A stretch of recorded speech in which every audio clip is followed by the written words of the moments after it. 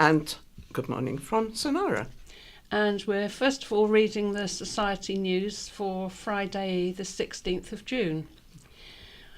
The dolphins are swimming this Tuesday, that's the 20th of June, in Ryde at the waterside pool. The pool is closed to the public whilst the group swims. There are male and female volunteers to help you get in and out of the pool, as well as lifeguards to ensure your safety. To join the dolphins, please call the Society first to notify us of your swimming ability. The Society Coffee Morning will be held this coming Wednesday, that's the 21st of June. Come and join us for a cup of coffee and a chat. And why not bring a friend along as well, as the coffee mornings are open to all. And the Owls will be meeting on Wednesday at 2 p.m. at Millbrook House. And the entertainer for this week's meeting is Emily Scotcher, and she will be singing a selection of songs. The group lasts approximately 45 minutes, which is then followed by tea or coffee and cake. And on Thursday, the Knitters and Natterers will be meeting at Millbrook House at 10:30 until 2 o'clock. There is help for knitting of all levels, coffee and chat, and readers that will entertain you in the afternoon. Please note transport may be available to some of the groups, but please call the Society first on 522205. And some other news. The details of this month's fellowship meetings are as follows. The group meets at Bethany Evangelical Church in Union Street, Newport. On Saturday the 24th of June at 3 o'clock, the speaker will be Mr. Richard Salmon. There are various activities such as hymns, quiz, story reading and short Christian message, followed by tea. And please note a collection is taken from which donations are made to the Torch Trust for the blind. Hymn books and scripture in large print and braille are available. And further details can be gained from Mrs. Jackie Moore, and her telephone number is 520797. And there's a general knowledge fun quiz night on Friday the 30th of June at Millbrook House, and that's at 137 Carisbrooke Road, and there's vehicle access for parking via Castle Road. And the quiz night starts at 6:30 for 7 o'clock, and the cost is £3 per person, and there are teams of 4 people.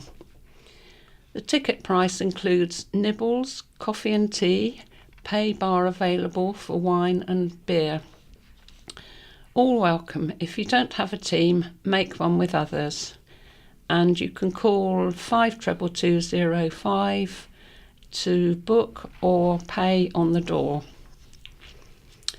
And sourcing accessible TV guides, and especially those highlighting audio-described TV programmes, can be difficult. There are web-based, large print, audio and braille TV guides available. RNIB's Big Print Freeview Guide has the full listing of the top 10 Freeview channels. The Big Print weekly newspaper contains a TV supplement listing programmes on BBC One, BBC Two, ITV1, Channel 4 and Channel 5. For more information, please visit the RNIB website. That's www.rnib.org.uk, or you can call them on 0303 123 9999. And on to the scaffolding news. Please note we have not yet received an updated list of scaffolding and hoardings around the island. This is a repeated list from last week. And we have a list of known footway obstructions for works including scaffolding or hoarding. We are unable to include end dates, as many are extended on a week-by-week basis. Also included are table and chair permits that have been issued in the past week. In the Bay Area, Lloyds Bank, Regent Street, Shanklin, 11 High Street, Brading. Cowes area, development site Castle Street East, Cowes, 2 Sunhill, Cowes, 43 High Street, Cowes, 30 Beckford Road, Cowes, the scaffold on Consort Road, 10 Bath Road, Cowes, and current hoardings are 272 to 283 Arctic Road, Cowes, and 93 High Street, Cowes. In the Newport area, 8 Mill Street, Newport, 34 Orchard Street, Newport, Nippert Court, West Street, Newport, Newport Minster, St Thomas Square, Newport, the Guildhall, High Street, Newport, Red Squirrel Property Shop, 11 St Thomas Square, Newport, Home Bargains, Taylor Road, Cumgunville Road, Carisbrooke. The Spectacle Maker, 81A High Street, Newport, due up on the 12th of June.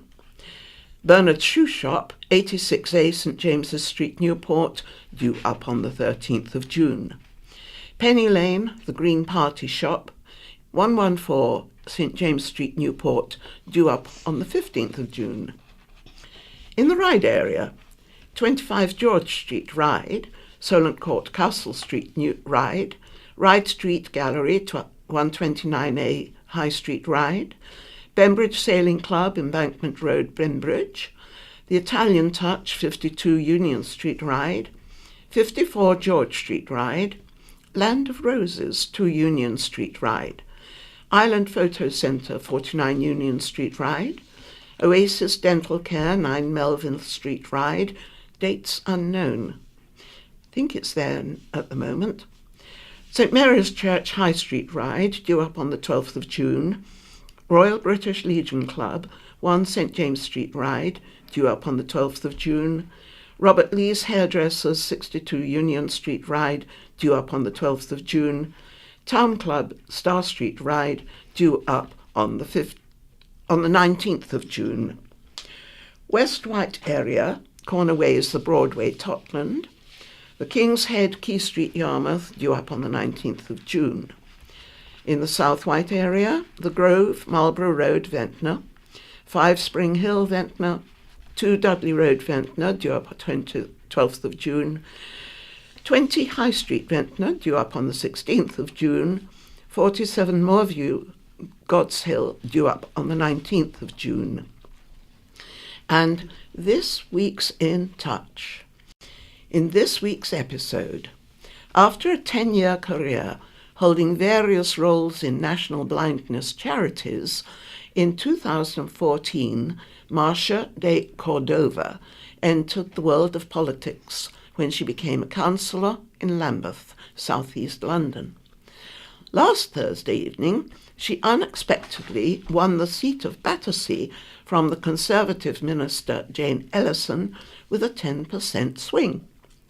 Born with nystagmus, a condition which makes it difficult for the eyes to focus, she is planning to champion disability rights as she takes her seat in Parliament later this week. We bring you this exclusive interview from Central Lobby in the Palace of Westminster. I'm not sure what that's about.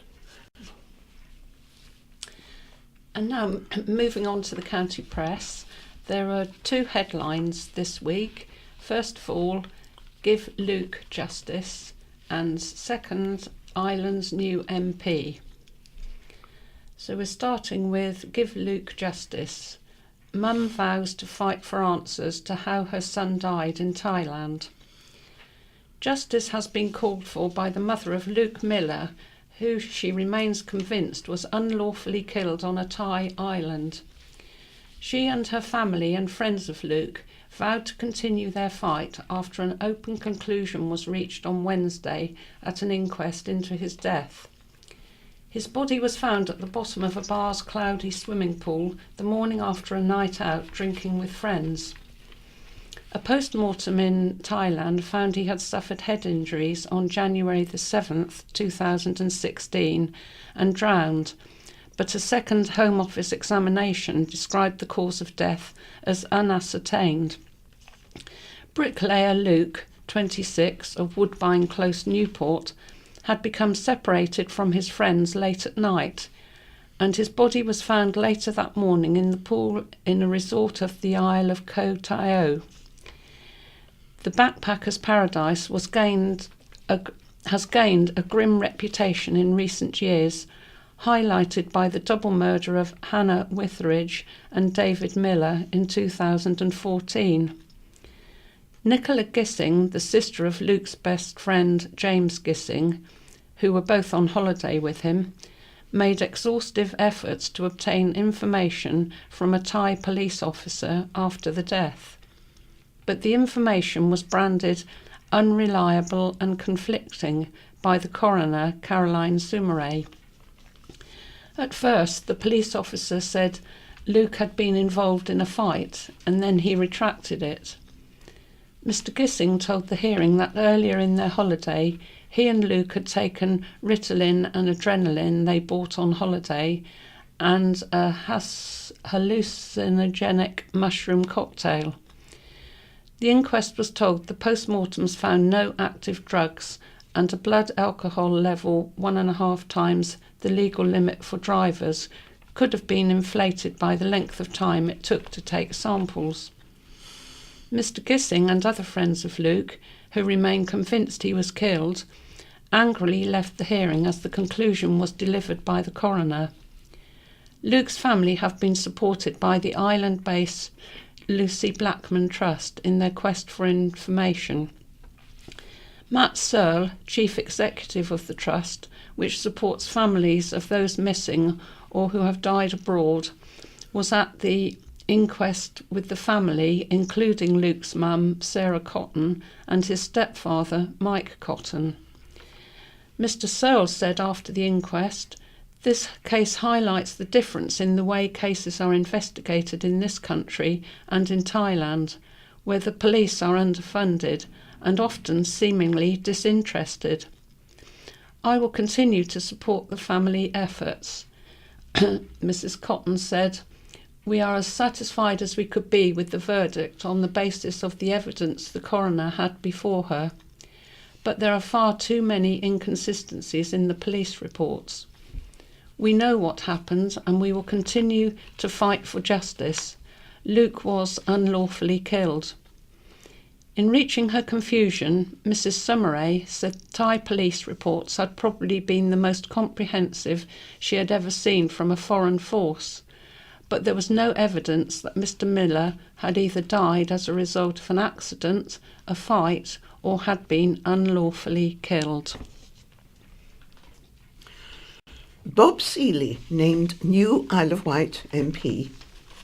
The Conservatives triumphed last week when Bob Seeley was named the island's first new MP for 16 years after Thursday's general election.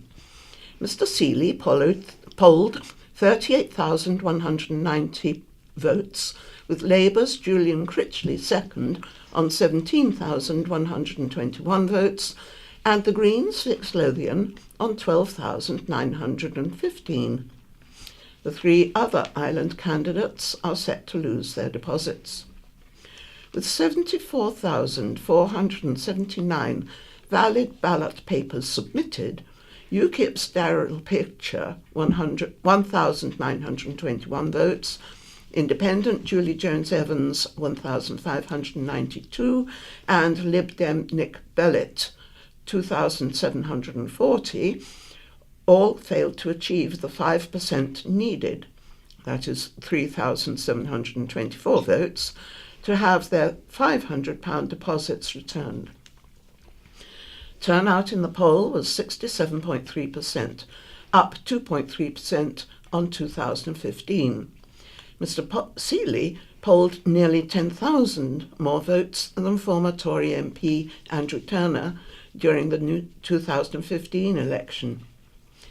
In that race, UKIP's Ian Mackey was second, 14,888, and Vic Lothian third, 9,404, while Labour's Stuart Blackmore received 8,984 votes, the Lib Dems' David Goodall 5,235, and independent Ian Stevens, 3,198 votes, illustrating the squeeze by the two main parties on smaller party votes during the 2017 election.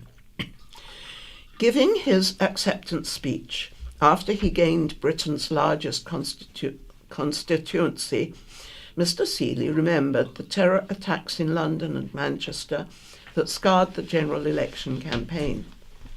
He also remembered the murdered Labour MP Jo Cox, who died during the European referendum last year, declaring, "There is more that unites us than divides us. Let's all work together for the good of our nation and our island to make a difference. My time as your MP starts now. I pledge to fight for a better deal for our unique and special island." He said he would, for now, continue in his role as an Isle of Wight councillor, but would not accept any remuneration. And a second article from the election: concern over DUP stance on issues.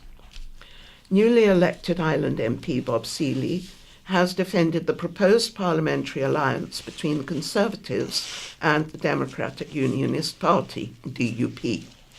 The DUP of Northern Ireland hold 10 seats in Westminster and could be the key to the Conservatives forming a government. However, concerns have been raised regarding the DUP's stance on climate change and rights of women and same-sex couples. "I disagree with many of the DUP's views on social policy," said Mr. Seeley. "Any arrangement between the Conservatives and DUP would neither affect my view nor voting position on these matters, any more than a formal coalition with the Liberal Democrats in 2010 did not affect the views of many Conservative MPs on issues such as Europe." He said that stability in Ireland and Brexit negotiations would be at the forefront of any deal. Prospective parliamentary candidate for Isle of Wight Labour, Julian Critchley, damned the alliance as a desperate attempt to cling to power ahead of peace interests in Northern Ireland. The stitch-up with the unpleasant DUP to maintain a minority Tory administration is shameful even by Theresa May's standards, he said.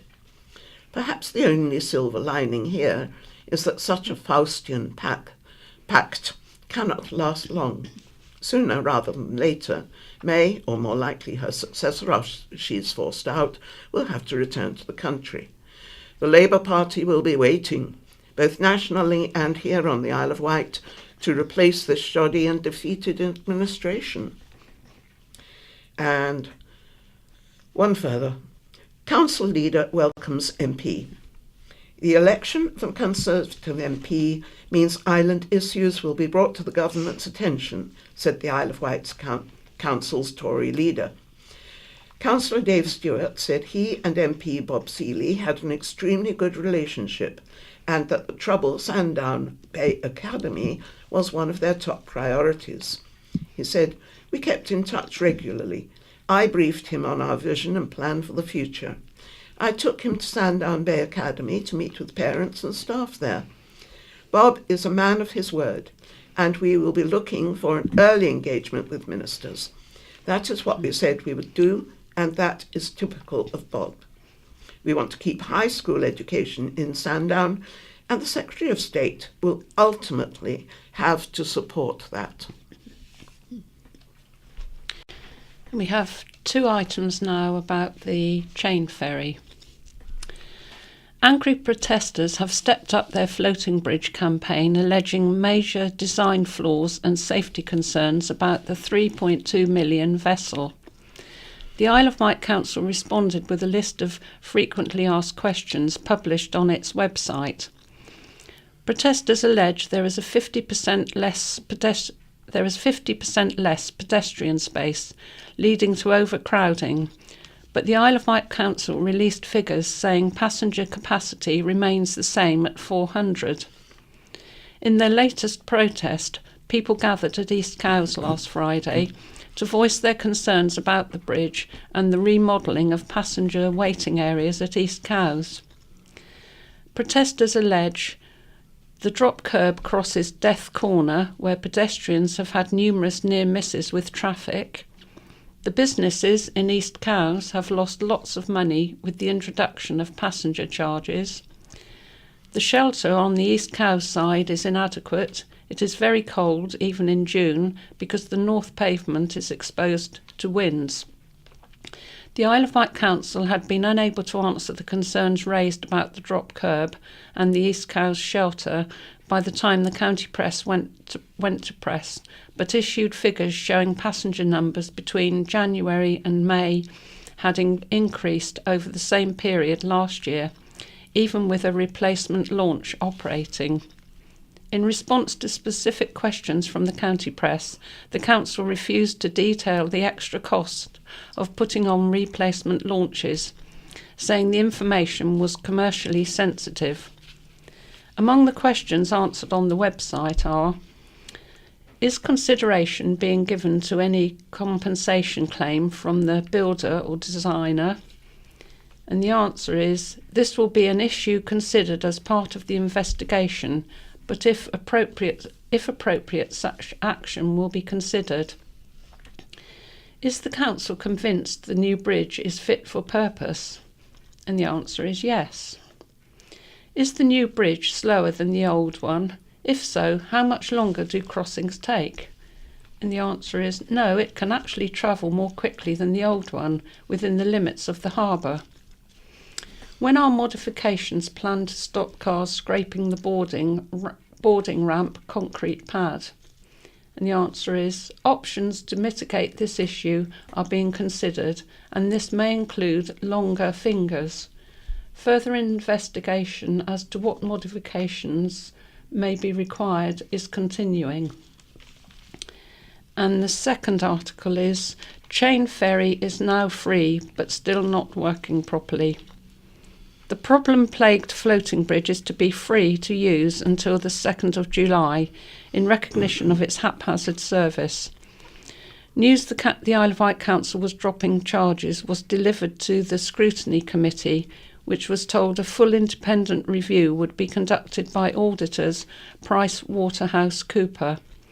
A temporary timetable is being introduced so travellers will know the bridge will not run 1 hour each side of low tide. The in-depth inquiry is expected to last 6 months. The council said it hoped the review would not only help answer questions about the procurement, but highlight how things could have been done differently when the vessel was introduced. Engineers are trying to iron out a range of technical problems. A new, longer loading ramp is expected to be fitted in a month to stop cars scraping when they are driven off, and in consultation with the harbour master, the chains the bridge runs on could be shortened, if that does not cause a hazard, to help stop the ferry running aground. Dredging work and further staff training is also taking place, Tuesday's meeting was told. Councillor Dave Stewart said, I am as frustrated as the people of Cowes and East Cowes that a seamless introduction of the new floating bridge to the area has not been achieved. He said dropping charges was in recognition of the impact the debacle has had on the lives of its regular users and the local community. A significant amount of public money has been invested in the floating bridge, and it is important for us to be certain it has been spent in the best possible way. I am especially keen to understand the design and build process and the levels of stakeholder involvement in its development. When I have that information, this review will be made available for the public and for the Council's Scrutiny Committee to question. That having been said, we do now have a new floating bridge that should give at least 30 years more connectivity between East and West Cowes, and we are committed to overcoming the current issues to ensure this goal is achieved. He said a review of charges would take place in October. Wide-ranging issues about the vessel and being fit for purpose pedestrian safety and the effect on East Cowes businesses were brought to the meeting by ward councillors, the public and business representatives. East Cowes businesswoman Angie Booth said, "The charges need to be scrapped completely. The review is going to take 6 months and I don't know if businesses will still be here at the end of that." The scrutiny committee called for it and ward councillors to be kept fully informed about the inquiry and its terms of reference, and for the public to be better informed. Teenager in hospital after brutal street attack. The family of a teenager who suffered a broken nose, jaw and eye socket after being attacked in the street have spoken of their shock. Callum Finnis, 17, was cycling home from a friend's house when he was stopped by 2 teenage boys at the junction of Green Lane and Cemetery Road Lake shortly after 10 p.m. on Sunday. They asked him for a cigarette, then claimed he owed money to someone before attacking him. A passerby stopped and took the badly injured Callum home. His injuries were so serious that he has spent several days in St Mary's Hospital. His mother, Lynette, said, "I was absolutely livid, upset. I don't know exactly what emotion, shock. Callum's a quiet lad. He's never looked for trouble or instigated trouble in his entire life. He's not that sort of boy." Callum, who works at a Shanklin cafe, described his attackers as aged in their late teens with blonde hair and wearing tracksuits. His sister, Cara Victoria, said this week, "He's been in hospital since Sunday night and he's definitely not himself. He's so quiet and he's even scared to go outside the hospital by himself. He's not the type to fight. He doesn't do fighting." Callum's bike was taken during the assault, but later recovered nearby. Police are appealing for anyone who witnessed the assault or saw the teenagers in the area at the time to contact them. Anyone with information can contact DS John Walton at Newport Police Station by calling 101 and quoting 441 7022 1954, or call Crime Stoppers on 0800 555 111, where information can be given anonymously. Death in sea, not suspicious. A woman plucked from the sea at Ryde Harbour and airlifted to St Mary's Hospital has died. It is understood the 48-year-old woman from Walsall, West Midlands, was unconscious when she was pulled from the water last Friday. The UK Coast Guard received a call shortly after noon, reporting a person in difficulty in the water around 200 metres offshore. Bembridge Coast Guard Rescue Team, Ryde Inshore Rescue and the UK Coast Guard helicopter based at Lyon the Solent was sent to the scene along with the Isle of Wight ambulance service. Ryde Inshore Rescue Chair Martin Osborne said he understood the woman was unconscious when she was pulled from the water before she was airlifted to St Mary's Hospital by the Coast Guard helicopter. A police spokesperson said, "The woman's death is being treated as unexplained but not suspicious, and a file will be prepared for the coroner in due course." Island firefighters helped battle London inferno,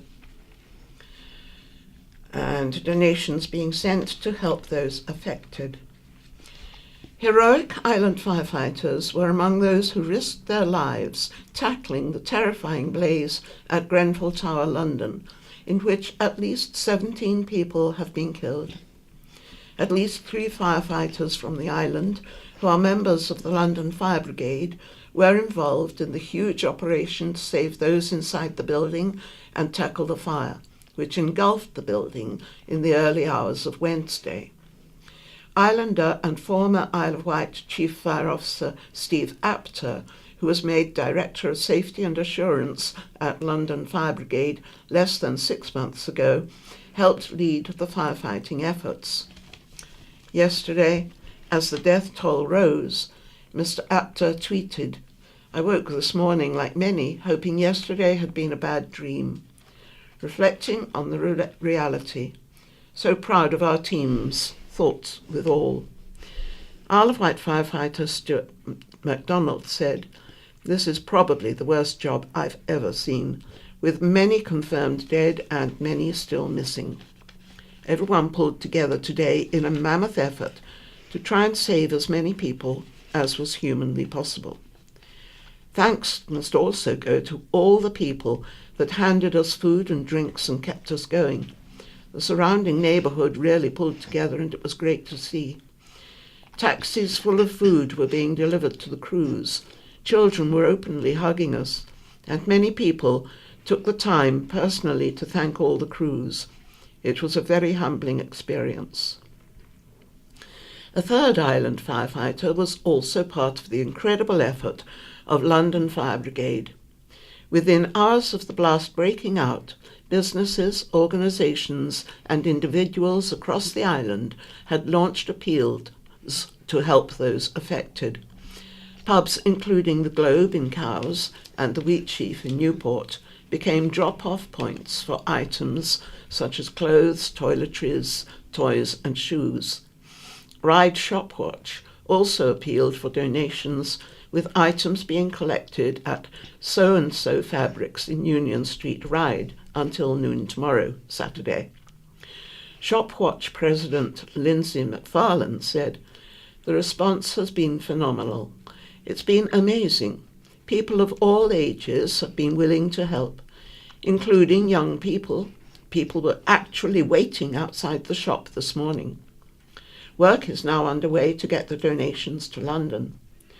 Today, Friday, Sandown and Shanklin Lions President Janet McKay is travelling to the Tabernacle Christian Centre on Latimer Road, close to the tower block, which said it would welcome island donations. Janet of Forest Road, Winford, said, "We need basic essentials, clean clothes which can be worn now, sanitary wear, nappies, baby formula, chargers, pushchairs and new underwear and nightwear and toiletries. I can't believe how wonderful the island community has been. We've been inundated. My car is almost full." The Lake Lions Community Centre, New Road, will continue to take donations every day between 5 p.m. to 7 p.m. Chris Plant of Tyres of Wight has offered to collect donations and take the items to Newport or Ryde. To arrange a collection from Chris, contact him on 07766 560 554. Nettlecombe Farm in Whitwell has also been offering free holidays to Tower residents. The hardest thing about living with ME is losing friends. Some don't believe me because I don't look ill, and others don't understand I can't do everything they can do. Tamara Treadwell was 14 when she was diagnosed with myalgic encephalomyelitis, or ME. The chronic fatigue syndrome is often misunderstood, partly because it manifests itself differently in every patient. Tamara, 21, lives in Ventnor High Street with parents Tracy and Phil Treadwell and identical twin Shannon. She said, "I have good days and bad days. On good days I can spend time with friends, go shopping and go to hospital appointments. On bad days I can't get out of bed because the fatigue, pain and other symptoms are bad. I have to be careful not to do too much on a good day, otherwise I will spend days in bed recovering." Doctors are unsure what triggers the onset of ME, and there is no known cure. Tamara takes up to 25 painkillers a day and experiences extreme fatigue, joint and muscle pain, and sensitivity to light, sound and touch, among other symptoms. Shannon said, "Some days it gets so bad I can't even talk to her. When we were little we did everything together, but since Tamara got ill I've had to start doing a lot of stuff on my own. I just want her to be better." On June the 3rd, The Treadwell family and friends took part in a sponsored 67-mile walk around the island. It was part of a 2-year fundraising effort that has raised more than £4,000 for the Invest in ME charity. Shannon described the walk as the most difficult thing I've ever done, but said it was important to raise awareness. Tamara said, "I think the biggest myth surrounding ME is that it's a psychological illness. People, including some doctors, think it's all in our heads and we just need to push through the exhaustion and stop being lazy." The family are hosting a fundraising fun day at the Mill Bay Inn Ventnor on Saturday, July the 22nd from noon. Crime drops as police feel the love. Crime at this year's Isle of Wight festival plummeted by more than 50%, according to initial figures recorded by the police. There were 41 offences during the 4 days, compared with 85 last year and 117 in 2015. 9 arrests were made. Police said effective teamwork between festival organisers, police and other partner agencies ensured the safety of revellers. A detailed policing operation was implemented in the wake of the Manchester and London terror attacks. The force said it adjusted its response accordingly, and the feedback from members of the public was hugely positive. Armed officers were present and engaged with the public to provide safety messages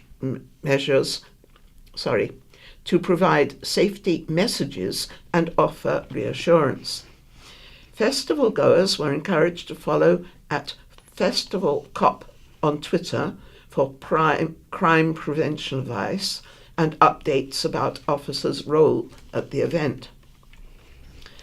Isle of Wight Festival Policing Commander, Superintendent Simon Dodds, said, "For another year running, the Isle of Wight Festival has proved to be a low-crime and safe event, thanks to the good-natured attitude of the vast majority of attendees. The support we received from members of the public has been overwhelming, and everyone involved in this year's operation has enjoyed meeting festival goers." Hampshire Police Federation Chair John Apter, who shared the photo, said, "The love and support for the police at the Isle of Wight Festival has been overwhelming, something I've not experienced in many years of policing." The photo sums up the last few days. Fears for elderly residents when care home shuts. Efforts are being made to find new homes for the 29 residents of a care home which is being closed down. Some residents are in their 90s and have lived in the home for more than 20 years. The 49 staff will also lose their jobs. Somerset Care said it was closing Polars at Staplers Road, Newport, because it had been running at a loss for some time, due in part to the low care fees paid by the Isle of Wight Council, living wage increases and building maintenance costs, with no signs of improvement. At a time when the island's care sector is under huge pressure and elderly people cannot leave hospital because they have no care package in place, a Somerset Care spokeswoman said the company was working with the council to find new homes for Polars residents before it closes on September the 12th. "We understand how upsetting this is for residents, families and staff, and we are offering our full support at this difficult time. Closing a care home is absolutely the last resort and is something we never do without long and careful consideration," she said. A combination of factors led to this decision, including pressure on income due to low council fee rates, rising costs due to increases in national living wage, pensions and high costs of maintaining an old building which is no longer fit for purpose. Polars lost £170,000 last year. It costs £745 a week to care for each resident, but Somerset Care said it only received an average of £557 from the council. A letter to residents' families said, "Government austerity policies have led to large cuts in funding for local authorities, which have been unable to increase fee rates to care providers to cover costs." The spokeswoman said, "Somerset Care is a not-for-profit company with no shareholders. Any surplus is reinvested in the business. Unfortunately, we cannot sustain loss-making services without jeopardising the viability of the whole company. We will support staff at risk of redundancy to find new jobs, with help from the Department of Work and Pensions and the unions."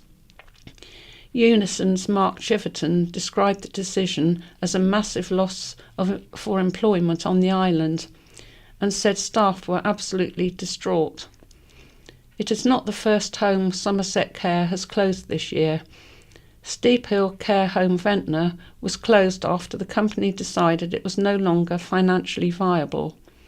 It also runs Inver House in Bembridge. "We are worried about the residents. Some are in their 90s and they've been there for 20 years. It's going to be very hard for them to move to a new home," said the staff member. The building will be put up for sale. Survey puts Ireland in top 10 spots for staycation.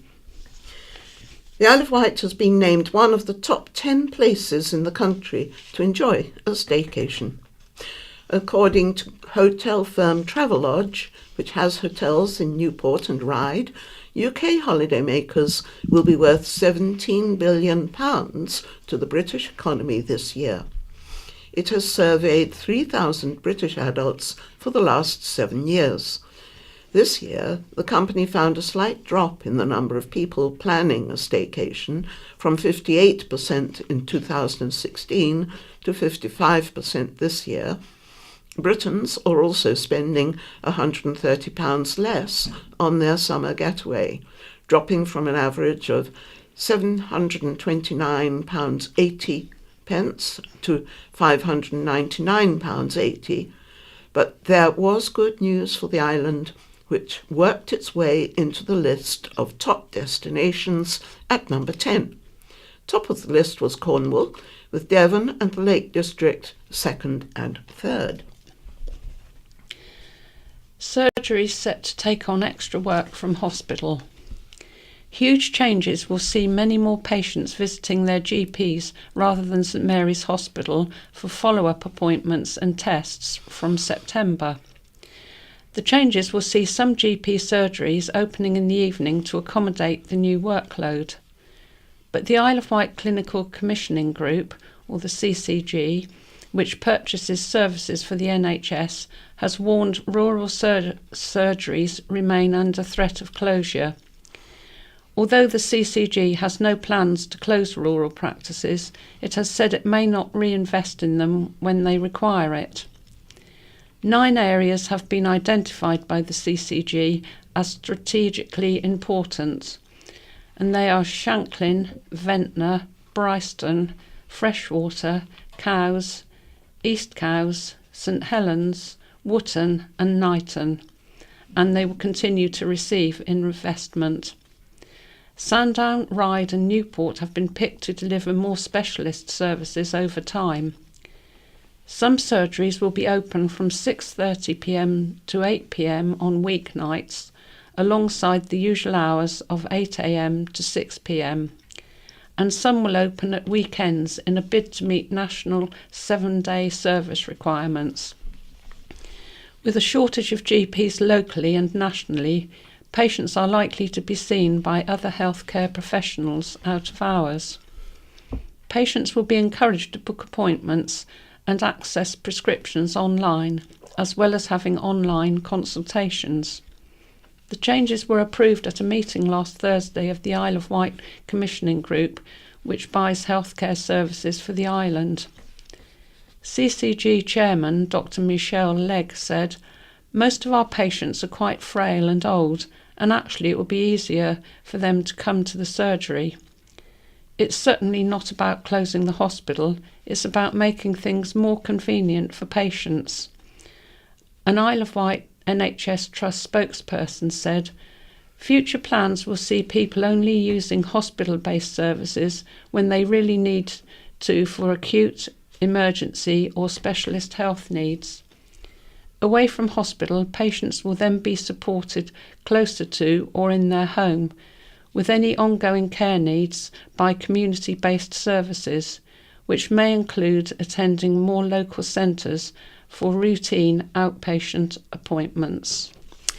And that's all we have time for today. So it's goodbye from Madeline. And goodbye from Sonara. Now, a change of voices. It's Anne. And it's me, Peter Boffin. And here are some letters. So first of all, a letter from Susan Horton of Lake. I recently celebrated my 65th birthday, and having been a devoted fan of Rod Stewart for 40 plus years, I went with my family and friends, and some trepidation, to see him at the Isle of Wight Festival on Sunday. What a fantastic experience! From the police at the entrance letting people have photos taken sitting on their motorbikes, to the courteous security staff on the gate, to the chap standing next to me who was convinced I was his former headmistress, I'm not, and was happy, polite, and having a good time. The crowd was made up of absolutely all ages, and in 6 hours I only heard the F word once. There were plenty of security personnel in evidence, but with most having been adorned with glitter, they were not in the least intimidating. The queues for food and drink weren't too long. Those for the toilets were a little longer, but once there the conditions were acceptable. I have been to many of Rod's concerts, and of course he was as wonderful as ever. Our party of 5 would like to say a huge thank you to John Giddings and his team for putting on such a heartwarming and well-organised event in these troubled times. The festival must have been a huge disruption for local residents, but their forbearance was surely appreciated by the thousands of people who left on Sunday after such a happy, safe time, having done the right thing. And here's a short one from Naomi Piermine, who lives in Seaview. And she says that my bag is returned. I would like to say a huge thank you to the very kind and honest person who returned my handbag after I lost it at the festival on Sunday night.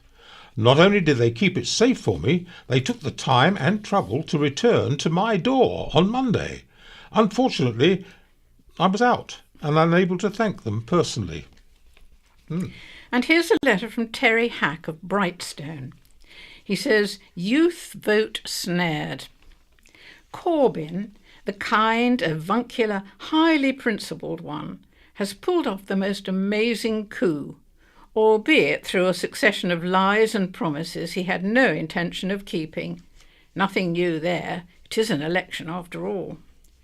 But the shock exocets were the young voters, too many of whom listened to his outrageously impossible promises and unbelievably accepted them without question and voted accordingly. Job done. Their thoughts quickly returned to the next pop festival or Britain's Got Talent, as we all would do at their age. Knowing this, Corbyn cold-bloodedly and successfully manipulated them.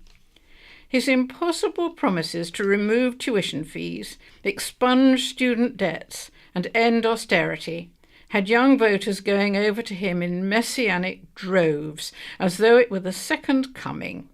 The most inept Conservative campaign in living memory completed the rout. For all this to occur, just having triggered Brexit is a national calamity. Fully committed, the UK is now as vulnerable as a hermit crab changing its shell. Before this fiasco, we had a very strong bargaining position. Now it'll be hardship all the way. All the above is lawful, well known, and history. I only mention it to warn of similar dirty tricks envisaged by the Labour Party and the SNP in future. Both have advocated the reduction of the young voting age from 18 to 16 for obvious reasons. If successful, they will wait for a couple of years so we will get used to it, and then salami slice another year off so that 15-year-olds can vote. Don't scoff, we are dealing with politicians here. However, one mystery we can't blame solely on the young is why anyone at this particular moment would want to vote Labour. At its core is an unpatriotic triumvirate, i.e. Corbyn, MacDonnell and Diane Abbott, a weather-wise creature entirely unfettered by intelligent thought and possibly only in situ for past talents. These three, over the last few decades, have given support, succour and approval to some of Britain's most dangerous enemies. If they're not Trotskyites, they act like they are, and are no friends of Labour or Britain. Mm-hmm. And Abu Gates from Newport says, calling all ex-Priory Boys' School pupils. You are invited to join us in a final tour of our old school before it becomes a building of the past. The tour will take place on Saturday, July the 8th from 10:30am to 12:30pm. The school have kindly agreed not to charge hire, so any donations will go into the school budget for the benefit of students. And for those that are interested, this will be followed by a buffet at the Ambassador Club, Gunville, at the cost of £5 a head, to be paid on the day. Now, if you wish to attend, please get in touch by Saturday, July the 1st, and email aburafro@hotmail.com, or you can call 521739 or 07762986764. Hopefully we'll see as many of you there as possible. Well, I wonder. And going back to the election, here is a letter from Vix Lothian, the Green Party candidate for Yarmouth. A huge thank you to people across the island for supporting the Green campaign in the recent general election. It was so encouraging to see all the posters and banners on our streets and houses, and it resulted in the second highest Green Party voting total in the whole of the UK after Brighton Pavilion. A massive achievement for a small local party, of which we are all very proud, particularly in a binary election where the two main parties achieved 80% of the support. At this week's Green meeting, we spoke with more than 50 islanders who are very keen to revisit the vision and values of Eco-Island. So watch this space. Mm-hmm. And Dr. Kate Redrup of Ryde says, I feel compelled to write to you with regards to refreshingly good customer service on the Wight Link ferry. Although our ferry was 50 minutes late, leaving Fishbourne last Friday afternoon, which is not ideal with two young children, I cannot praise one particular member of the staff enough. I was on the hunt for a healthy snack for our youngest child, rather than the usual biscuits or cracked crisps, but unable to find anything suitable, this particular member of staff was kind enough to give me her own banana for my son. Although this may seem a small act, it was a major help, and I felt it worthy of a public thank you. Red Tunnel also seem to have surpassed themselves lately. After enjoying the Robbie Williams concert in Southampton on Tuesday evening, Red Funnel ran not one extra rate jet, but two, 11:15pm and 12:15am. It's just a shame the Isle of Wight Council wouldn't entertain the idea of running the chain ferry replacement service beyond its usual 10:30pm end time, even for a percentage of the 1,000 people who went over the mainland that night and would have been paying customers. Well, thank you, Dr. Kate. And again the election, this time from Darryl Pitcher, the UKIP candidate for Wootton. He says, Brexit so important. I would like to extend my personal gratitude to all the islanders who put their faith in me and UKIP on June the 8th.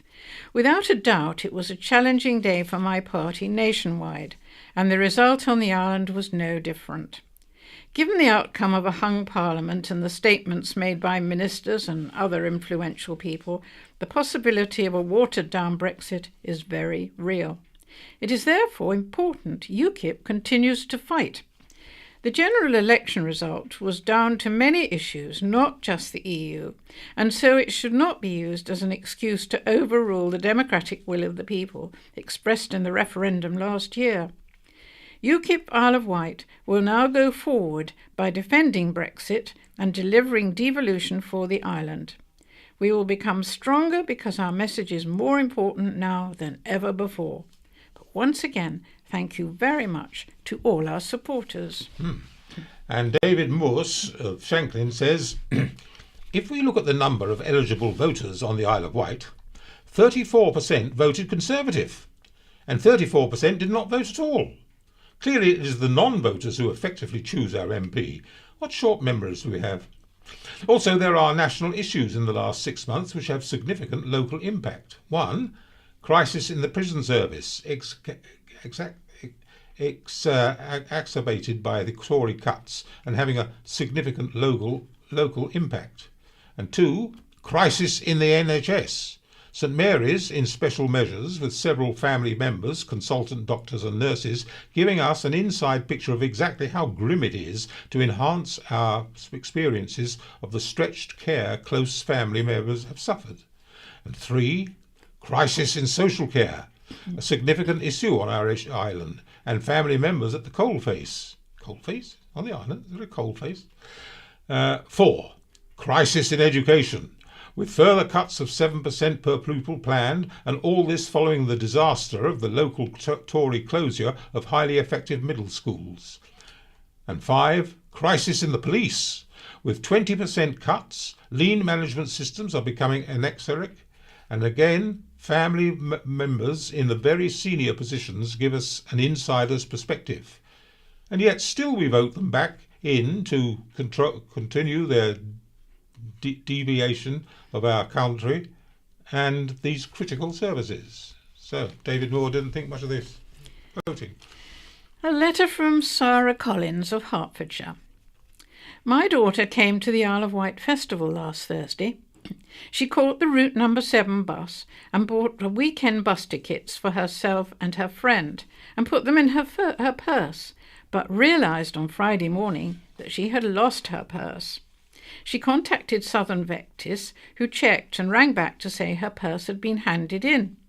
She went to Newport to collect it and was over the moon to find out that not only had some kind person handed her purse in with the tickets, a small amount of cash, and her bank cards still inside. No name was left, but I would like to say thank you and hope the considerate person reads this and accepts my thanks. And Councillor Andrew Garrett, who's the leader of the Liberal Democrat group on the Isle of Wight Council Newport, has sent us a letter saying, congratulations to Bob Seeley on becoming the Isle of Wight's new Member of Parliament. With so many of the island's essential services under immense financial strain, Bob must make clear to the Prime Minister that the Isle of Wight needs a much better deal from the Treasury. With a hung Parliament, Theresa May's hold on power depends as much on her Conservative colleagues as her arrangements with the DUP. So, Bob has a great bargaining chip: his vote.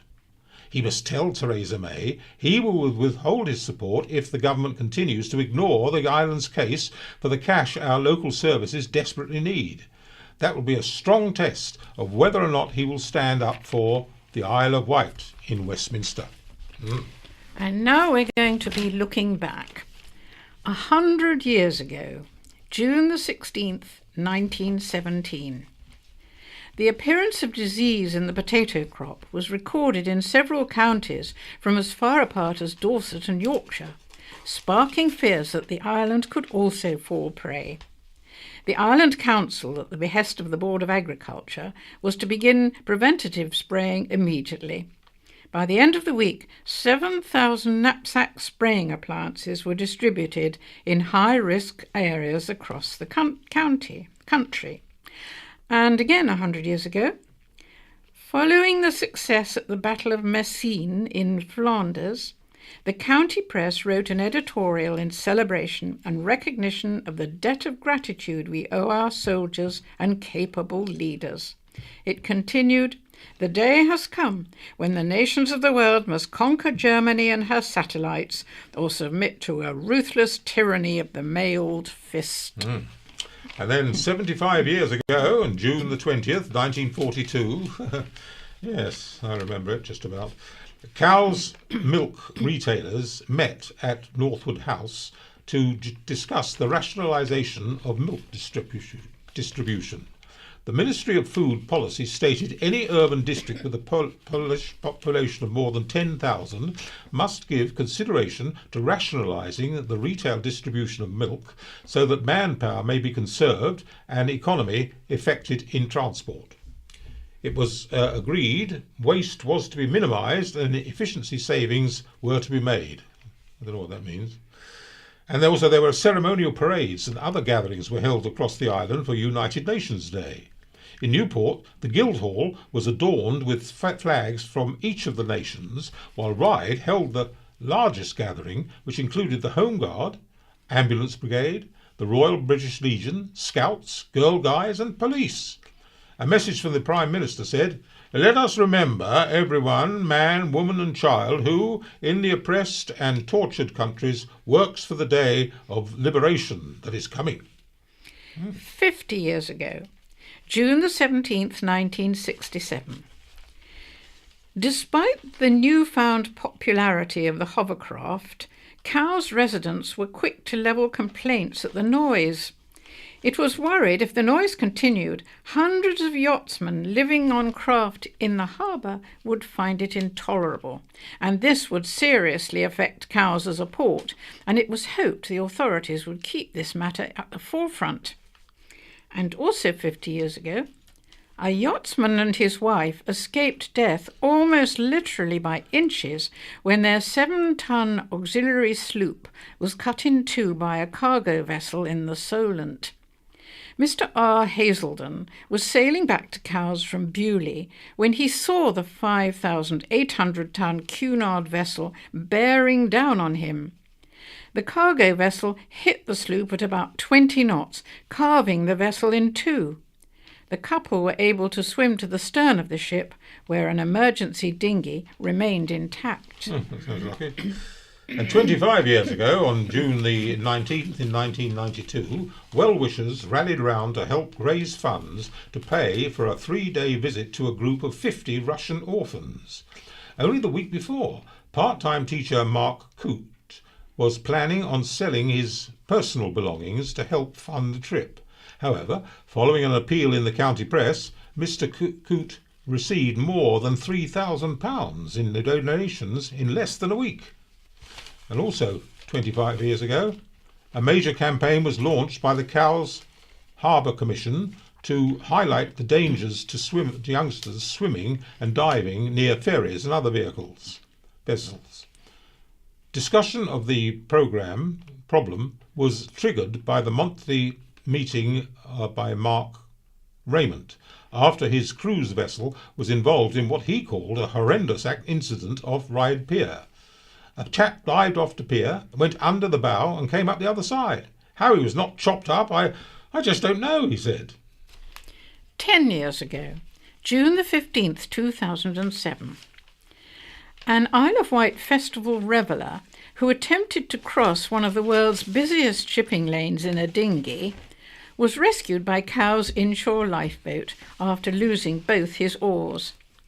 The unnamed man in his 20s was trying to cross from Cowes to Portsmouth and made a panic call to HM Coast Guard by mobile phone just after 3 a.m.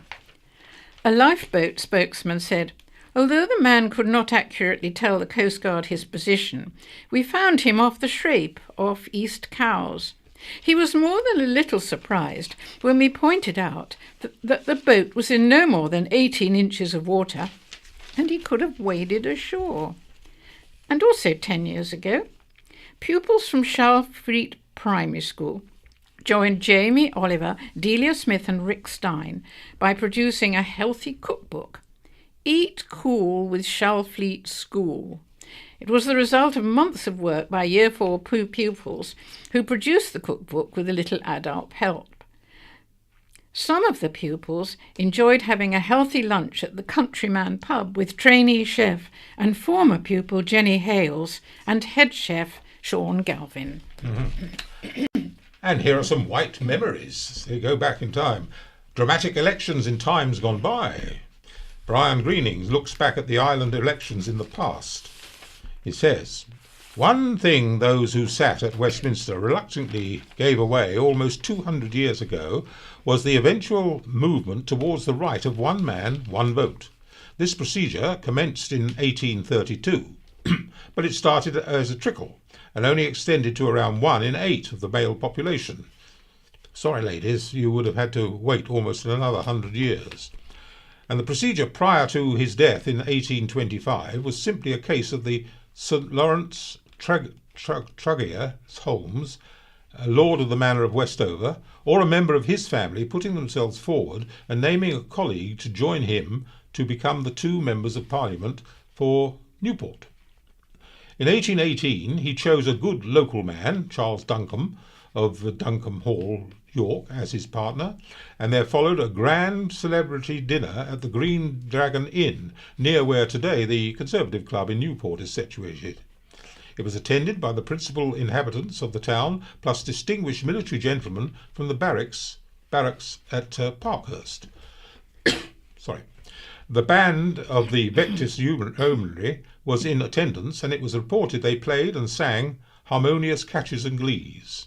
And in the chair for the evening was the Mayor of Newport, Benjamin Joliffe, who for the record did not live within the borough but had a home at Merston.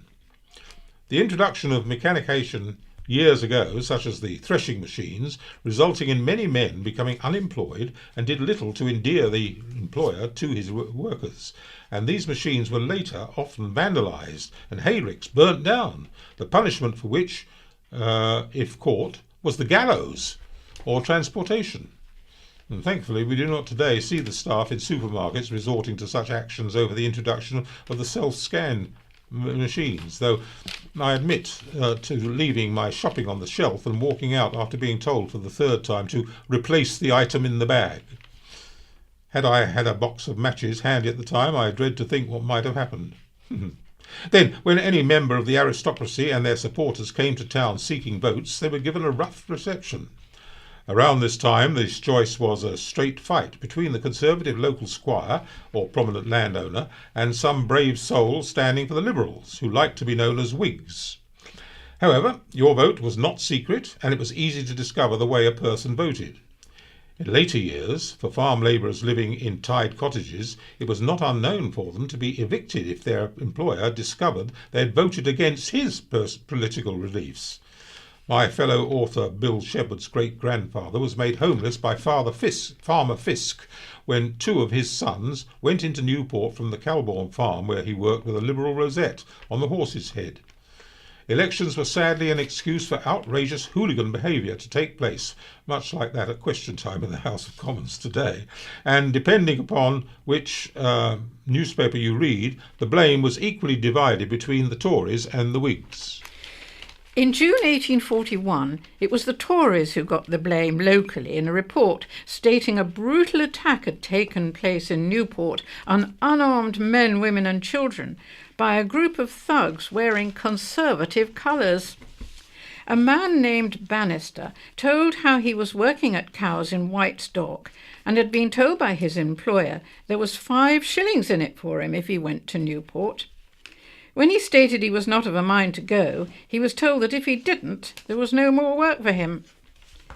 It was understood another man named Ratsey had also sent up from Cowes 400 men, many of whom later stated it was against their will too.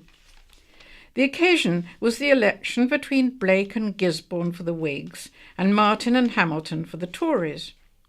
It was reported that as 4 o'clock drew near, the time for polling to end, great excitement began to take place around the polling booth in the marketplace. Then, the moment the poll closed, a large body of powerful sailor-looking men with bludgeons in their hands and wearing Tory colours on their chests were let loose upon the crowd. However, within minutes this group had been attacked themselves by the opposition louts, and soon some were unable to walk away. After 30 minutes there was no sign of any of them. It was said the men had been kept hidden in a pub owned by a Tory brewer in the town, who no doubt was a member of the Mew family, and the pub belonged to the Star Hotel in Lower St James Street. In fairness, you could pick up another newspaper of a different political persuasion, and a completely different account of the event would be reported. A letter published in a Hampshire newspaper at the same time described a man who had seen in Newport High Street just prior to the declaration of the poll.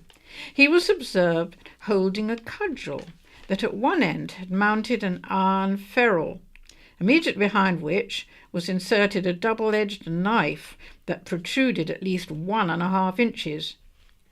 Should such a weapon have ever been used in anger, it was said it most certainly would have resulted in instant death.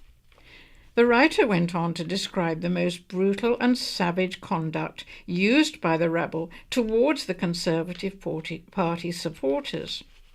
The result, if anybody is interested, was a win for the anti-Conservatives, Blake and Gisborne, who obtained 277 and 279 votes each, while Martin and Hamble got 268 and 267 for the opposition.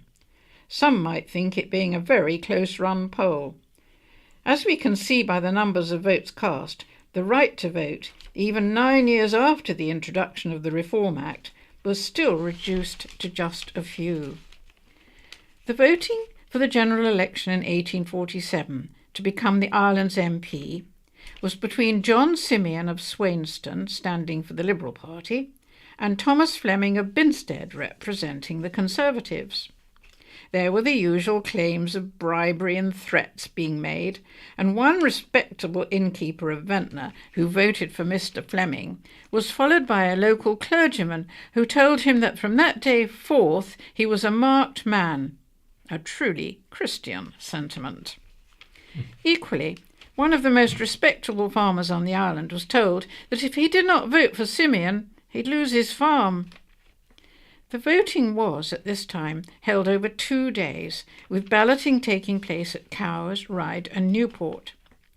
Strangely, Mr. Fleming withdrew from the contest at the end of the first day, which was surprising, as the final figures were only Simeon 476 and Fleming 373. During the day, 2 brass bands had paraded through Newport, and when the result was declared, the usual shenanigans commenced. A mob thundered at the gate to the market house in Newport, intent on reaching the polling station, and within seconds the gates were completely demolished. The mob then proceeded to head for the Tory haven, the Star Inn. Headed by 2 or 3 drunken old women, they soon smashed around 20 panes of glass with sticks and stones. By all accounts, quite a normal activity. How nice it is today, being able to cast your vote in solitude. Such are the changes in life. Things were obviously a bit more jolly in those days. And now, Jake Harrison says he's my view. Sour grapes over the sea view set. Ever wondered who occupies some of the vast and picturesque homes hidden away on the island, the ones that make your eyes pop out and drop your jaw? Well, worry no more. The chances are nobody ever even lives in them. But why is this? Many are hidden among the trees and tucked away behind protected high walls and country lanes. Considerable yet isolated, properties left to rot away, having never been brought to life. The only chance you'll get to see some of these impressive estates in their acres of land is either by boat, plane, or if you're an idiotic stalker who likes to spend their days pretending to be Tarzan in the trees, in which case you would probably get yourself arrested pretty quickly. They are normally owned by post-middle-aged Tory voters, city slickers and investors who buy them and leave them empty simply to build their bulging wallets. And this has got me thinking. Why are beautiful island homes merely used as disposable homes for the rich and the wealthy?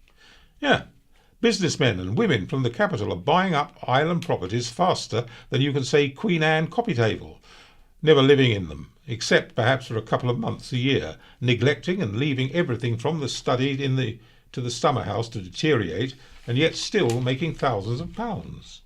From bankers and investors to boards of directors, many island properties are bought and sold quicker than a monopoly board. But what exactly does this do for the island? This may sound as painfully hateful as a jellyfish sting and as green as a Thai curry, but I don't think this is fair. We are not a millionaire's playground, for crying out loud. Does this represent the island in a good way? The problem is they create a false image of the island. They give the impression that we are merely a part-time holiday resort, an impulse to get away destination for the rich and successful who can come and go whenever they like. Another thing that irks me is exactly what do they do with their gold and bullion? Well, that's obviously none of my business, but if I was that rich, I certainly would be enjoying myself more so than a fat kid in a free all-you-can-eat sweet shop. And what's wrong with retiring? The island's a beautiful place, a retirement dream, if you will, packed to the rafters with leisure activities for those with colourful corduroy trousers and who don't know how to put on a knitted sweater. They wear them on their shoulders for reasons unknown to mortals. From sailing to sinking Bollinger down in Bonchurch, it strikes me as why anybody with a few quid in their pocket would want to buy a lavish home and neglect it. If you've got money to spend, then spend it. But get your money's worth, surely. Perhaps they desire the best of both worlds, the dynamism and the buzz of city life and the sleepy, secluded sequester of a stroll along Seaview. I guess financial success can give you the access to choice, so really, who are we to judge? We all know we'd probably do the same. But I guess it is true that what they say, money can't buy happiness, but it can buy everything else that can bring happiness. And here is an article by Matthew Chatfield. He says, "Why so many things on top of hills?" We're naturally inclined to enjoy an unspoilt view. Nobody could deny the charm of standing at Black Gang Viewpoint at sunset and drinking in the sweeping southwest coast with its soft cliffs tumbling to the sea and the gentle slope of the downs far beyond. And I've always wondered whether the reason we all love a sea view is simply the pleasure of seeing a vast natural expanse in front of us.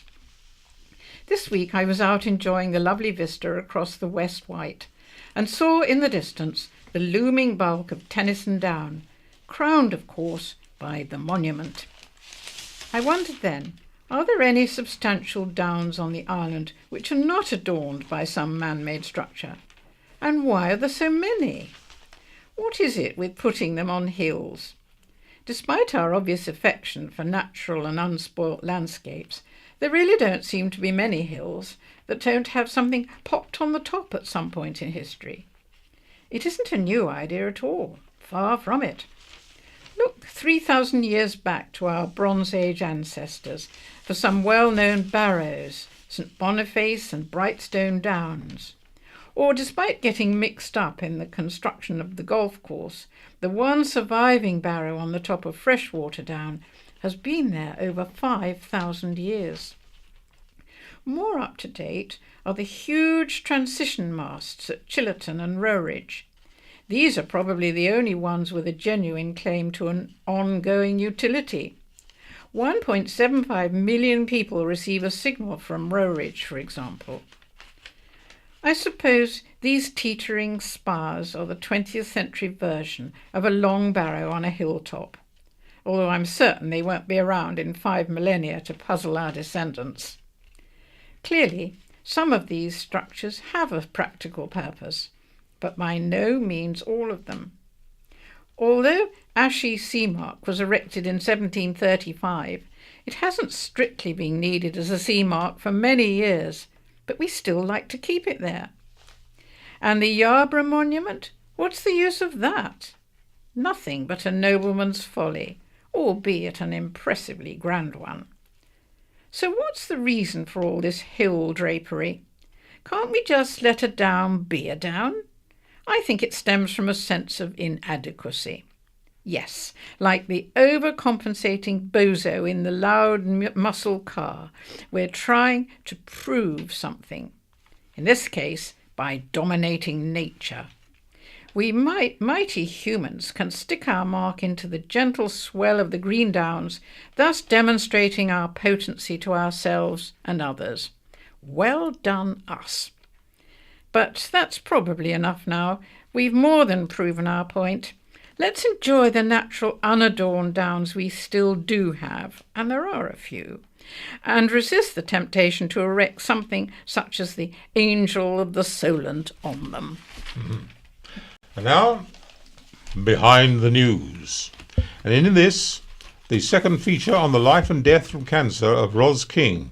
Her husband Mike tells us his story. The first feature in last week's County Press was Ros King's personal reflection on her terminal cancer as recorded in her journal. She succumbed to the disease 2 weeks before her 65th birthday, writing her experiences in her last days. And Mike especially wanted to create awareness of what breast cancer patients go through and give special credit to some important parts of the Isle of Wight National Health Service and the Earl Mountbatten Hospice.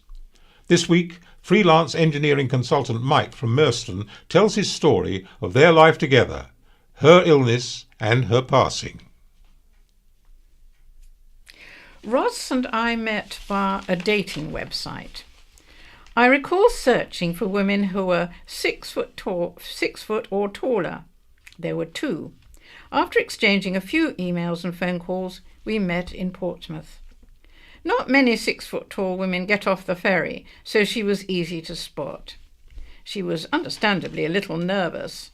Nerves I never saw again, until anticipation of the claustrophobia of her MRI scan. My other first impression was shorts showing very long legs. She wasn't much of a fan of skirts. She had to borrow one for our first dinner date. I remember it clearly, most men would, black, well above the knee, and split up the side. I ordered an expensive bottle of champagne to impress her. It was totally unnoticed. How could you not fall in love with a woman who had little interest in anything material, instead just loving life and people? By the third date I was hooked. I remember adding my phone number to her mobile under the name Best Bloke, just in case she was still considering any others. The entry stayed that way for 15 years. I wasn't around for the first 50 years of her life, so I have to rely on the memories of others. Her mother divulged that as a teenager, Ros had announced she was going to be out late, but came home unexpectedly early. A romantic evening was clearly well underway when she returned. Ros was admonished the next day. "If you're telling us you're coming home late, make sure you do come home late," she was told. Well, Mum, she didn't listen. She's about to join you both early, about 20 years too early. Her first teaching job included stealing the show in a school pantomime as Fairy Tigwinkle, complete with tutu, a wand, and gold welly boots. The same sense of fun is with us today. She's soon going to have to convince St. Peter frog-covered pyjamas comply with the dress code for admission through the pearly gates. Actually, they're going to cause her problems much sooner. I checked the label. It says they're not flammable. So, what is Ros's legacy? The part of which she should have been most proud is her son. She brought him up with almost single-handedly. I wasn't around for the first half of their lives, but she'd already achieved wonders. Despite being permanently broke, she found ways of funding Adam's obsession with boats and Ian's with golf. She helped Adam get to the property ladder and ensured Ian's education lived up to his intelligence. Her zest for life, even during the tougher times, was infectious. Even when cancer struck for the second time, she made light of it. It came naturally. I'm sure it helped hugely in Adam and Ian coming to terms with the inevitable. She leaves behind 2 young men who will in turn leave their mark. Her legacy includes the hundreds of kids she taught. We regularly bump into adults who were once her pupils at Watergate School and remember her with affection. Judging by the times I heard in the streets a cheery Hello, miss. She clearly had the same impact on pupils at Ride High. She knew they secretly called her Maggie, but never found out why. So, what will be my lasting memories? And I remember her loving our grandchildren. Not hers by birth, but treated exactly as if they were. She was Grandma Ross. She loved being with them, especially at Christmas. She loved taking them to the beach, to the pantomime, to the park. She loved shopping for children, clothes and presents for them. She created memories. She'll be missed. I remember Ros's belief in the sanctity of all life. It was out of the question to do anything unkind to the moles which wrecked our lawns, though their mounds conveniently provided earth to fill the holes dug by the equally protected rabbits. I remember distracting her as the hunt rode by our garden in the hope she wouldn't notice them and bombard them with obscenities. I remember her feeding the badgers, encouraging them to add yet more holes to the lawn. And I remember her reading the rooks and being upset when they sold other birds' hatchlings from nests. And we still have the endless visits to the back door from the wild ducks she used to feed. I remember her giving a home to terrapins that had been rescued from the beach at Bembridge. And I remember the efforts she made to rescue bees and butterflies from the conservatory, and her sadness at finding them dead in spiders' webs. If karma is real, Ross accumulated it by the lorry load. I remember her creativity. She was fascinated by tree bark. I watched for 12 years her making an embroidery of the dead trees at the bottom of our garden. It remains unfinished. I remember converting a spare bedroom into a sewing room for her. It produced clothes, cushions, and bags for herself and others. It remains full of unfinished projects.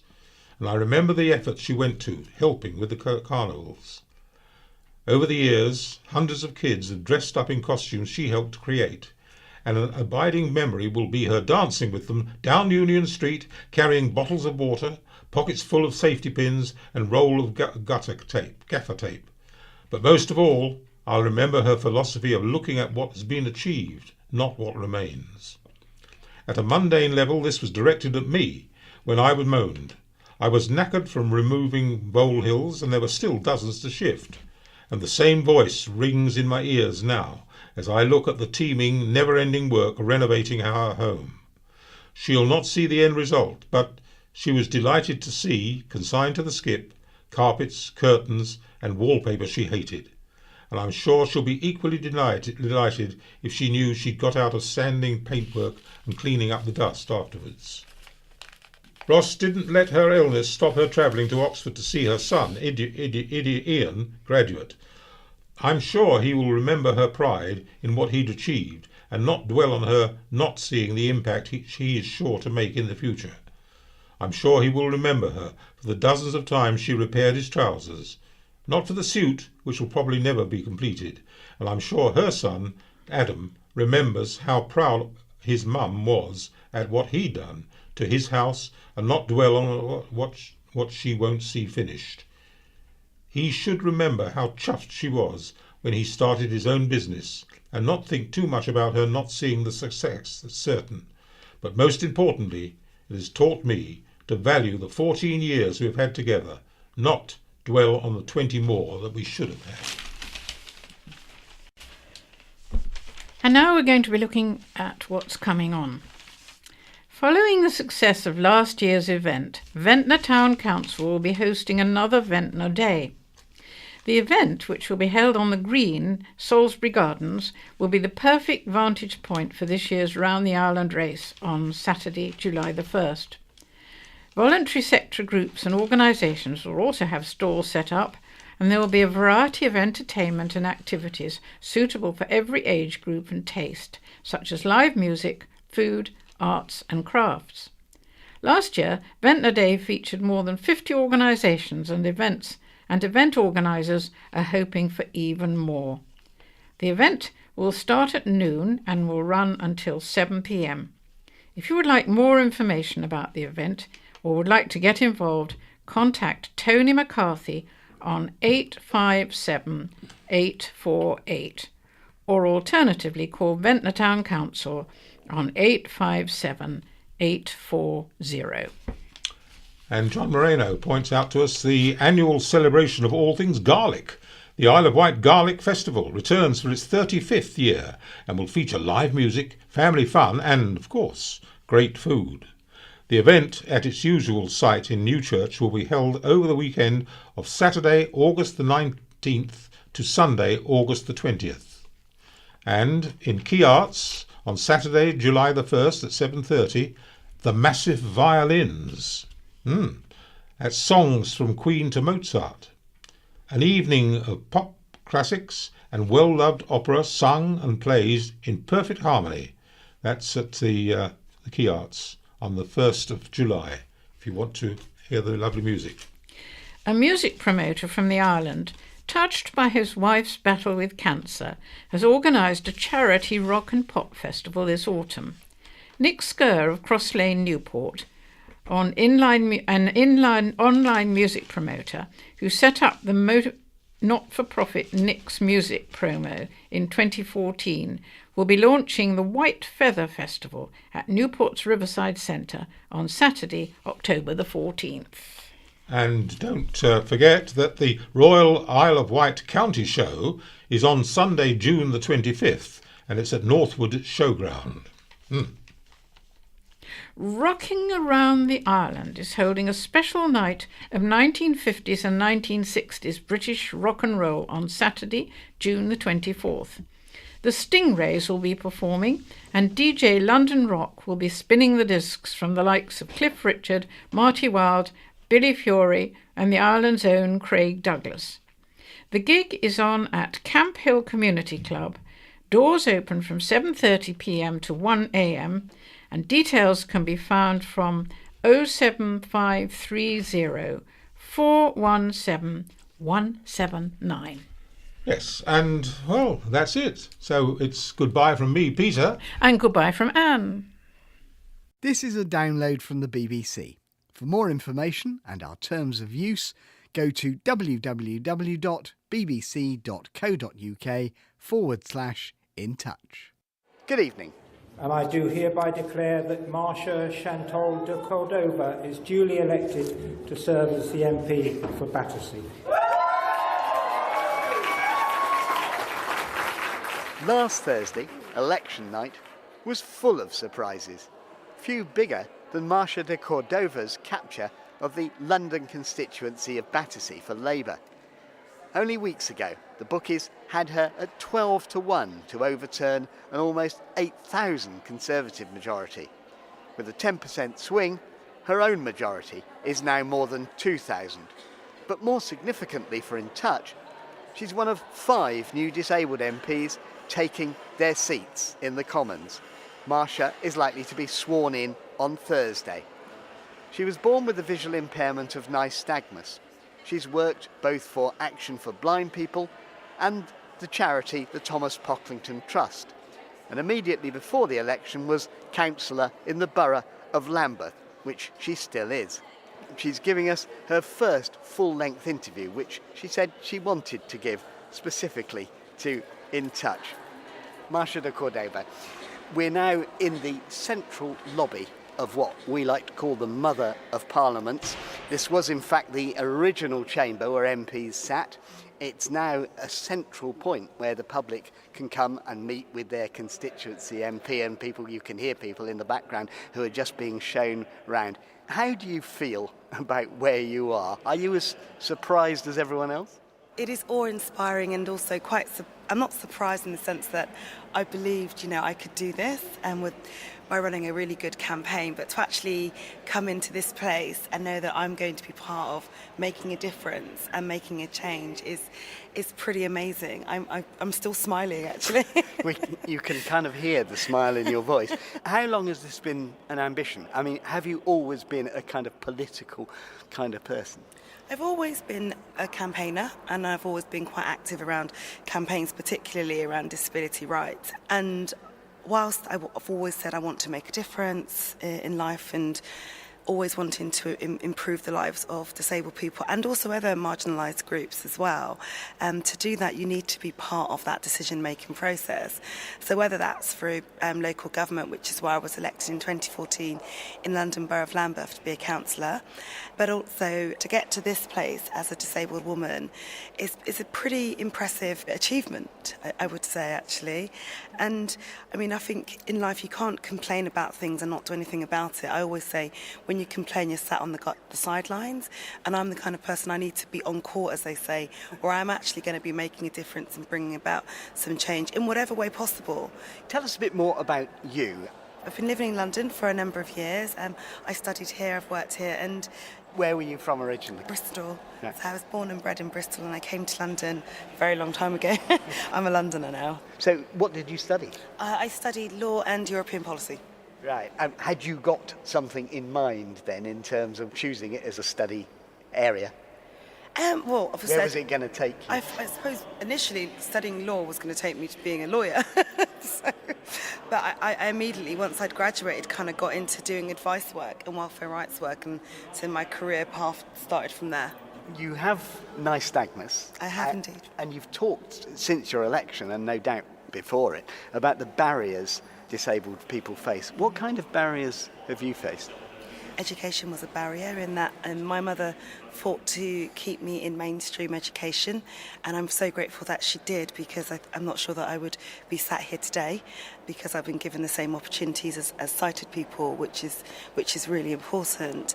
As well as with jobs, growing up and applying for different jobs and so forth, you face so much discrimination, and we know that even today the gap between disabled people and non-disabled people is huge, and that needs to be reduced, because its current state is just unacceptable. A lot of In Touch listeners will know, but some won't, that nystagmus is about difficulty in focusing. Yes. And sort of objects appearing to move about, and that can make you look different. Did you have reactions from other kids, for example? Gosh, yeah. My goodness, of course. So my eyes wobble, right? So I do call it my wobble, because, they bounce around all over the place, and that causes me to be short-sighted. So I am registered blind, severely sight impaired. But the thing with me, my objects aren't moving around for me. All objects are stationary. My main concern is just not being able to see things that aren't really close to me, so I can't see distance at all. Growing up, some of the names people call you because you're different weren't very nice, but you know what? I think it's made me stronger, and it has contributed to making me the woman that I am today. All the setbacks and all the barriers that I've had to overcome has made me a stronger person. And I know that even being in this great place, I'm going to continue to experience barriers and challenges, but I'm hoping that I can break down some of those barriers so anyone coming behind me won't have to face what I faced. But how did you react to that kind of thing? Did you fight back? Did you have a go at them? Were you a bit tempted to hide away? I'm curious to know how you dealt with it. It's a combination of many things, actually, because yes, it was quite upsetting, and I do remember going home and crying and telling my mum about what happened to me.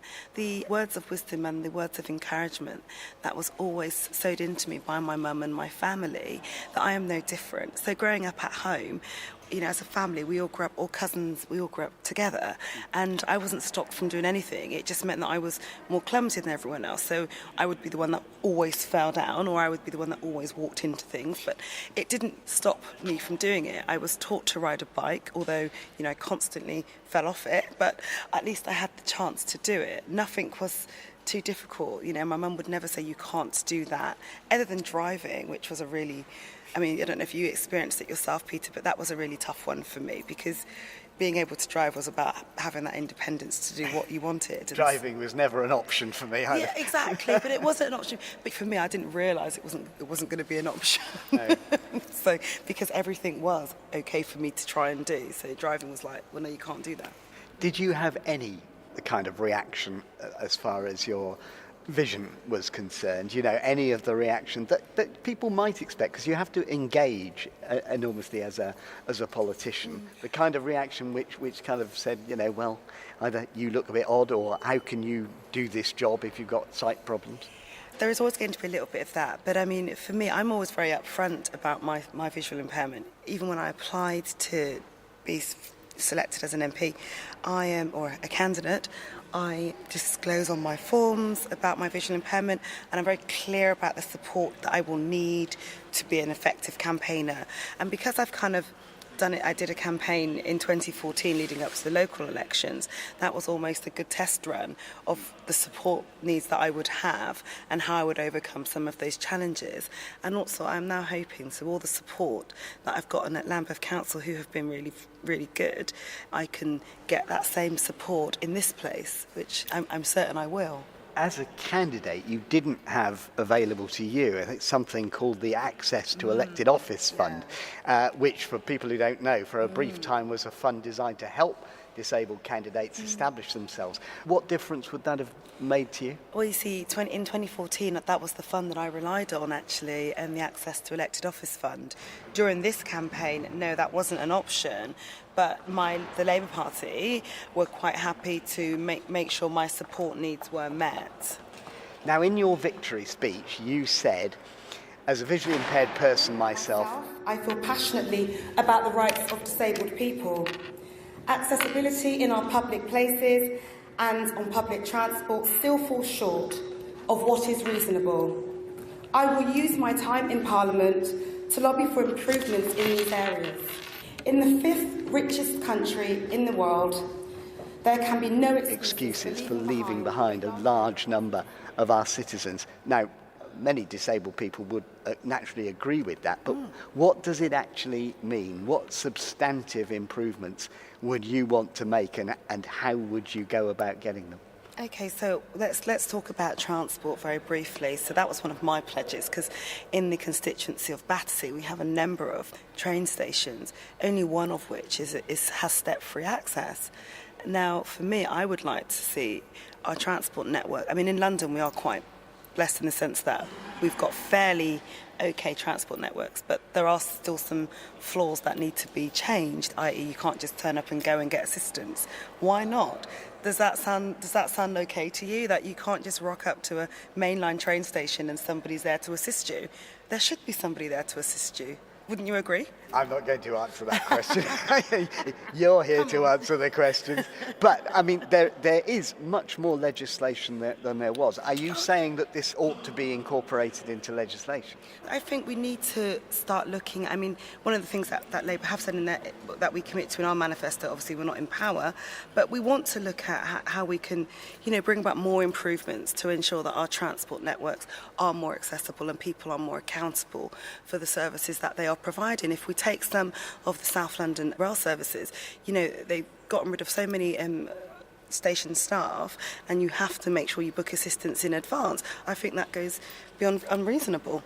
So really, you're looking to put pressure on the bodies themselves to make changes, or to do things which you would say were certainly implied in the legislation, if it's not absolutely spelt out. Precisely. I mean, absolutely. I think that's where we have to start. But I also feel that with more of us, as you say, you mentioned in your intro that there are 5 newly elected disabled MPs. So we have a greater voice in this place now.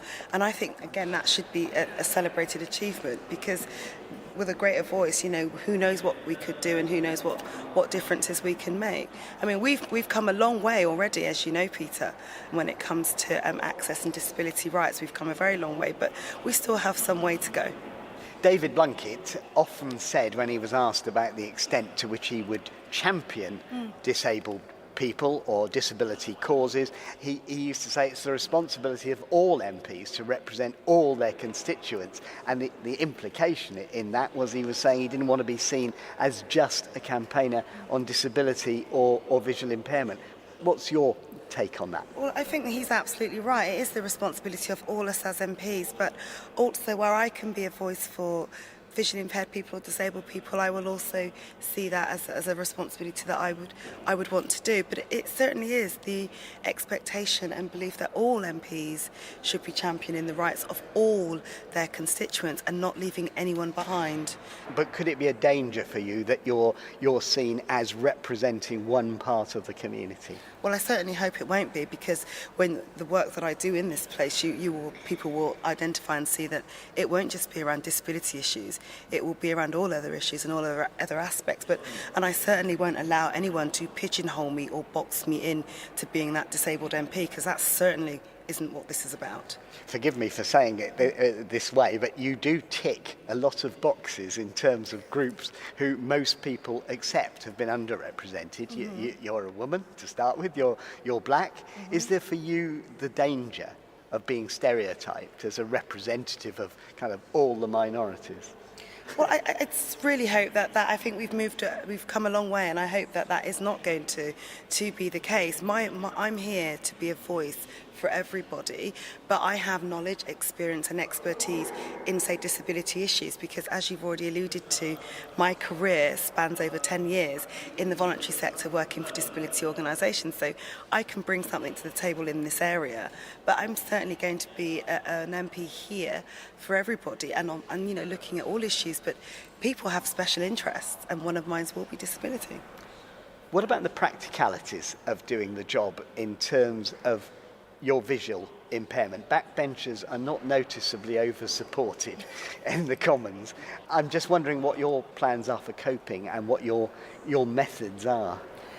Okay, so I've not done this before, but but what I am hoping and what we have been discussing with the staff here are my support needs, and thus far they have been really accommodating. And it's a learning process, right? So we're going to try different approaches and see how we get along. But one of the keys for me will be having a sighted assistant, because this place is huge, and I'm telling you. And I run on familiarity, and I don't know when I'm going to get familiar with this place and how long it's going to take. But that's one of the things, making sure all my papers are going to be in the right format, and that's already happening. So, I feel that, the great thing is somebody like David Blunkett came before me, so it's not a whole new thing for them, just that my support needs are going to be slightly different. And just out of interest for you, what does being in the right format mean?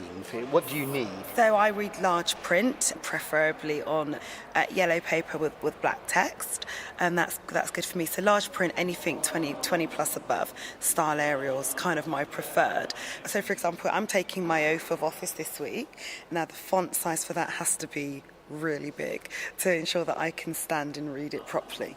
So 20 point, it won't be suitable. It's going to have to be much bigger. So we're currently looking at best font sizes and practicing to see what's going to be the best approach for me. I guess anyone, visually impaired or not, finds this a pretty daunting place. What about, you've only been here a couple of days. How's it going? Have you got lost yet? Well, I have kind of got lost this morning. I was a little bit lost, but what they do here is they assign you a buddy.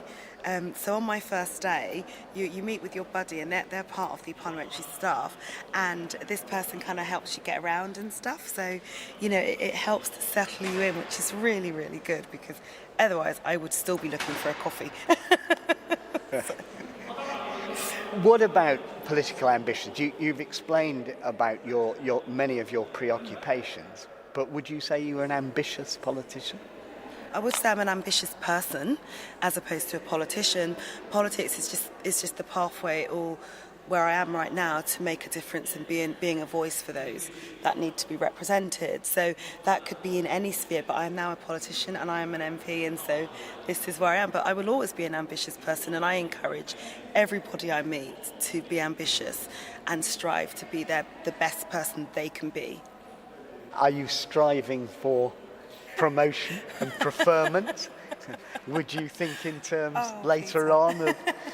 I get the sense in a way you shy away from the term politician, but that's what you are now, isn't I it? certainly am. You know what? I've been elected as an MP. I was only elected last week. It's not even been a week yet. My first and most important priority are my constituents in Battersea and in my constituency, and that will be my priority, and that will be my focus for many years to come. Marcia de Cordova, thank you very much indeed.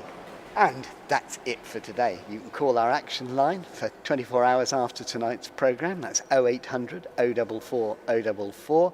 Email in touch at bbc.co.uk, or you can go to our website for more information and to download tonight's and other In Touch podcasts. So, from Central Lobby of the Houses of Parliament, from me, Peter Wight, producer Lee Cummington, and the team, goodbye.